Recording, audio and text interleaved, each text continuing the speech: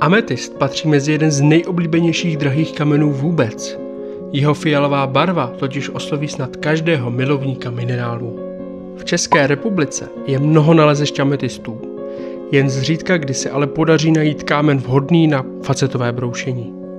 A jedno z takových nalezišť, kde se takové kameny dají právě najít, je snad to nejmenší vůbec. Jmenuje se Česká Mez. Tyto ametisty jsou velice zajímavé a svým minimálním výskytem také velice ceněné.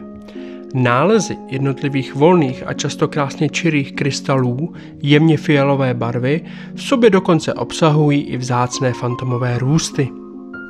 Ametisty z České Meze jsou natolik vzácné, že při výbrusech se tolerují i malé nedostatky v krystalovém růstu.